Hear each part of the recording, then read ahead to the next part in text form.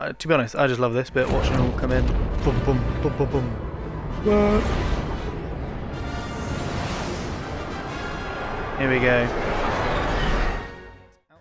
Hello, what is up everyone? It's Gingerbearded Gaming here and welcome to another video. So, Star Wars Squadrons has been out for about a week now and I am loving it.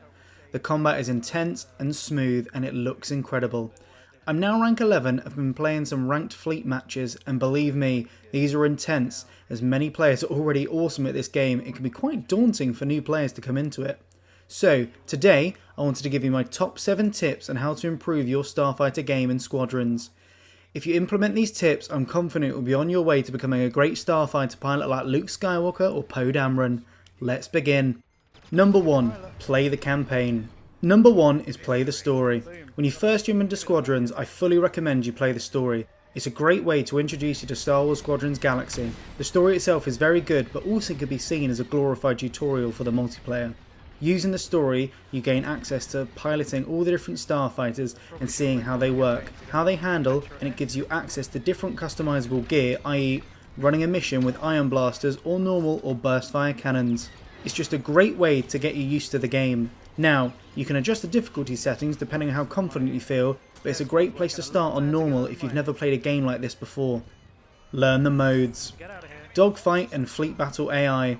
When you're confident enough you've played some missions and you're used to the variety of ships, you might now want to take on multiplayer and put your new skills to the test.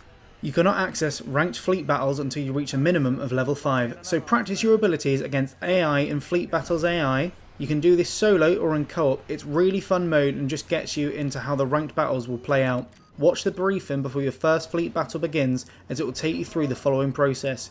You'll start in a dogfight, then to a cruiser attack, then to destroying the capital ships. It will also show you the tug-of-war style gameplay preparing you for the real deal in ranked. Dogfights are also a cracking way to learn and hone your piloting skills. The standard 5v5 match throws you in the deep end against other players. Using dogfight you can definitely learn to manoeuvre and dodge around enemies and see what works for you. Communication and be a team player. Communication in Squadrons is key. Now, not everyone has a microphone or enjoys talking in games, but don't worry, there's a ping system. You'll have picked this up from playing the story mode. You can still tell your squad who to attack, who to defend, or where you're going to attack or defend. By using this system, you will have the advantage over the enemy team and become a more focused squad. Now, not everyone will abide by the ping or even listen, but that's when you'll notice your team start to lose. So if other players are pinging or saying orders, respond and help them out. Adapt on the battlefield. This comes into our previous point of being a team player. You'll not win a game of fleet battles if everyone is an A-wing or a TIE interceptor. You need to play as a unit and complement each other. You see you have 2 X-wings and 2 A-wings in your squad and it's your turn to attack the enemy cruisers. So why not switch to a bomber? You'll do the most damage and be helping your team out greatly. This will also give you more practice as a bomber and help you learn your starfighters. Personally, I love the bombers. They've got this awesome laser beam which just looks fantastic and deals tremendous damage. This leads me on to tip number 5. Learn the starfighters. So, from the single player, you've probably had a general idea of how each starship plays, but learning to master them can be the tricky part. There are practice modes and obviously Fleet Battle AI that give you the opportunity to master your abilities with each starfighter before you enter ranked mode. The game is about adapting to the situation as I previously said, so a pilot who knows how to use each ship adequately will be a better team player than a pilot who can only use an X-Wing. Don't get me wrong, mastering one ship is extremely useful, but to begin with, be the jack of all trades, then you'll get a greater feel for what Star Wars Squadrons can offer. Learn to use your subsystems. Playing through the single player, you'll get to gain a better understanding of how the systems work.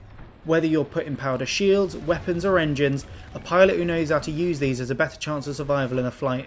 For example, you're heading towards a Star Destroyer. So, what do? Full power to engines, boost to close that gap. And full power to shields and focus them towards the front as the Star Destroyer will start bombarding you with laser fire. Then, switch full power to weapons and unleash destruction on it. Once your bombing run is done, switch shields to rear, full power to engines and get out of there quick. And prepare yourself for another bombing run. Now, all sounds pretty straightforward when I say it, but bear in mind, enemy fighters are coming at you from all angles. Another good reason for good communication skills like I mentioned earlier. Make sure you've got that support and fighters covering your attack. It will take time to master the systems, but if you take the time to learn them, you'll become a better pilot. Use training and fleet battle AI for this. Even dogfights, as you can use these to gain your skills in intense battles. You'll be drifting and outmaneuvering other players in no time. And the final point, customize your starfighter. Playing multiplayer, you'll go up levels and gain unlock points, which you can use to unlock different weapons and gear to equip to your fighter. The customization is great and the game is still young, so there's not really meta builds just yet, as everyone is still discovering what works best for them. Now again, this game is about complementing each other, but also in the beginning you need to learn what works best for you. Are you the support ship who heals your teammates and fires mini turrets, or the one who blasts ion missiles, disabling enemy ships for your allies to mop up?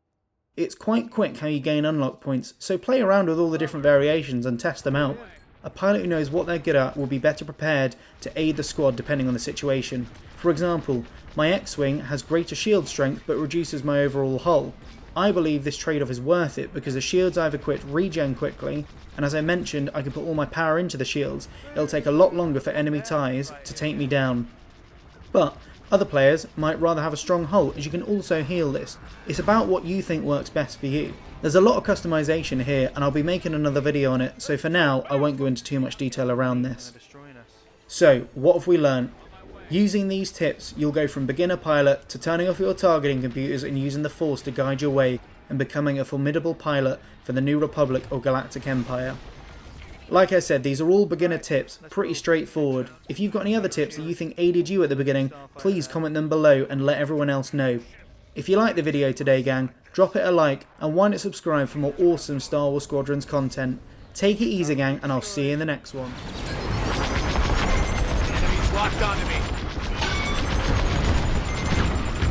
Attack somewhere else. That part of the hull is scrap.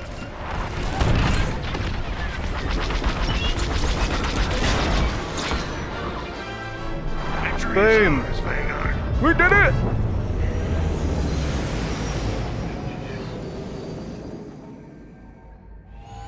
Heck yeah!